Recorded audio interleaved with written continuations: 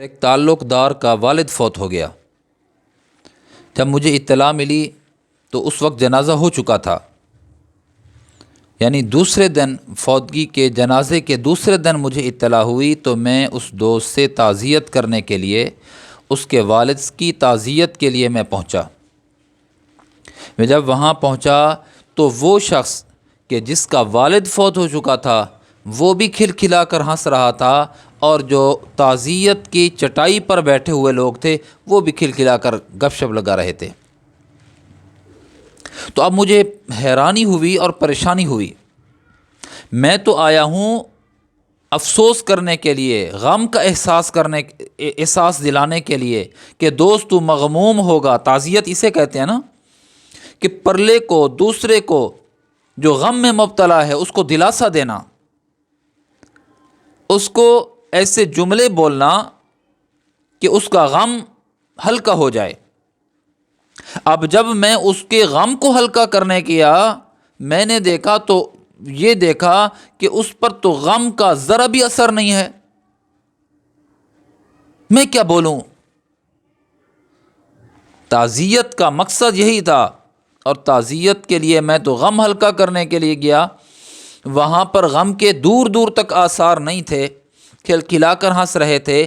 یقین جانیے نہیں محسوس ہو رہا تھا کہ میں کسی فنکشن میں آ گیا ہوں یا تعزیتی چٹائی پر بیٹھے ہوئے لوگوں کی مجلس میں آ گیا ہوں۔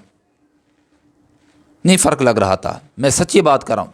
وہیں پر حقہ، وہیں پر چائے، وہیں پر لطیفے، وہیں پر کہکہے، وہیں پر دنیاوی باتیں۔ کپاس کا کیا بنا، چاول کا کیا بنا، یہ چند دنوں کی بات ہے۔ چونکہ یہ کپاس کا سیزن ختم اور چاول کا سیزن، دھان کا سیزن ختم ہوا، تو اسی کے تذکرے ہو رہے تھے، ساتھ ساتھ سیاست کا تذکرہ بھی ہو رہا تھا، اور اچھا خاصا تذکرہ ہو رہا تھا۔ میں حیران ہو گیا، ساتھ پریشان بھی ہو گیا۔ رسمی طور پر میں نے تعزیتی جملے یہی انا للہ و انا الیہ راجعون کہا، اور اللہ اس کو بخشے، ہم آپ کے غم میں برابر کے شریک ہیں۔ یہ چند جملے رسمی میں نے عرض کیے۔ میرا دل کر رہا تھا کہ کوئی آئے اور مجھ سے تعزیت کرے۔ کتنے افسوس کی بات ہے۔ یہ تو یہ ہے، مجھے پھر ایک اور واقعہ بھی یاد آ گیا، بلکہ بہت سے واقعات یاد آ گئے۔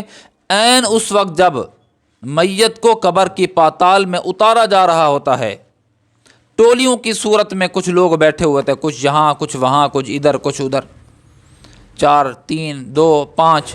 اگر ان ٹولیوں میں سے کسی ایک ٹولی کے پاس چلا جائیں تو یقین جانی ایسے لگتا ہے مرنے والا یہی مرا ہے، ہم میں سے جو موجود ہیں قبرستان میں کسی کی بھی موت واقع نہیں ہونی۔ سب اپنے مشغلوں میں مشغول ہیں، سب اپنی مصروفیات کے تذکرے کر رہے ہیں، بس مرنے والا مر گیا، ہم نے نہیں مرنا۔